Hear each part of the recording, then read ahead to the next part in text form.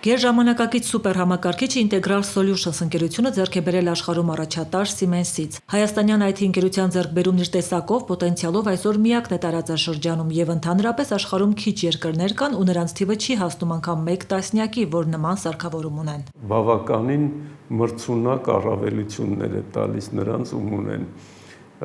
Ես ասեմ, որ ինքը հնարավորություն է տալիս, եթե ինչ-որ բան պետք է անել, ասենք 1 տարում, անել 1 ամսում։ 2 տարի առաջ ընկերությունը ստեղծվեց օրակարգում ունենալով մեծ նպատակ նախագծել ստեղծել ինտեգրալ միկրոսխեմաներ, չիպեր։ Սուպեր համակարգիչը, այսպես ասած, սուպեր հնարավորություն է տալիս հավակնոտ նպատակն իրագործել ու կառավարելի դարձնել արտադրական շղթայի հնարավոր ռիսկերը։ Սարքավորումը թույլ է տալիս իմիտացիա անել այդ միկրոսխեման վիրտուալ տարածքում, նրան ստուգել վիրտուալ տարածքում, ուղղել սխալները, այնուհետև նոր ուղարկել արտադրություն։ Ընկերությունն իր թանկարժեք ձեռքբերումն իրականացրել է պետական աջակցությամբ արտադրողականության խթանման նպատակային ծրագրով, որը հնարավորություն է ընձեռում տեխնոլոգիական մոդեռնիզացման համար ներգրավել միջոցներ սուբսիդավորման կոմպոնենտով։ Պետական վարկավորման միջոցով մենք վերցրել ենք 7 միլիոն եվրոյի կարգի, որի բավականին մասը արդեն վերադարձրել ենք։ Ուզում եմ նշել, որ սա շատ հաջողված ծրագիր է։ Այստեղ խոսքը գնում է պետության գեներատիվ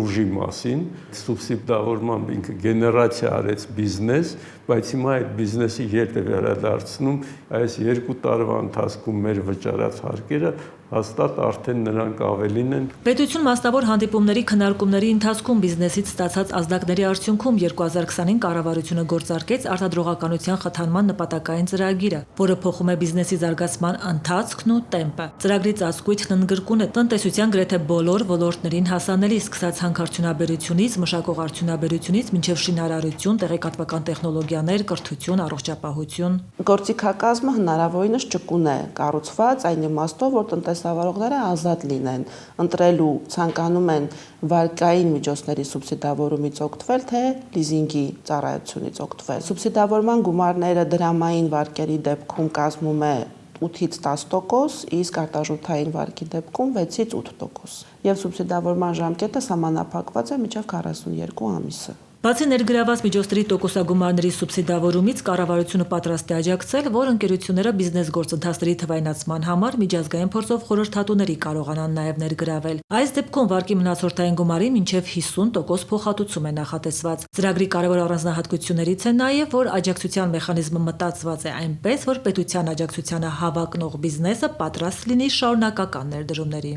Տնտեսավարողների համար կա հնարավորություն օգտվելու ծրագրից մինչև 10 միլիարդի չափով, այն դեպքում, երբ յուրաքանչյուր միլիարդի շեմը հատելուց հետո կիրականացնի կանոնադրական կապիտալում 200 միլիոն դրամի չափով ներդրում, սա մյուս կողմից նաև խրախուսում է կապիտալ ներդրումների իրագործումը տնտեսության մեջ։ Ծրագրի պահանջարկի մասին խոսում են թվերը, մեկնարկից մինչև ընթացիկ տարվա հոկտեմբեր 4700-ից ավելի շահառու է օգտվել, կնքվել է 8456 պայմանագիր, միայն այս տարի հունվարից սեպտեմբեր մոտ 17 միլիարդ դրամի է հասնում պետական սուբսիդավորումը, իսկ ծրագրի մեկնարկից հաշված մինչև այս հոկտեմբեր շուրջ 43 միլիարդ դրամ։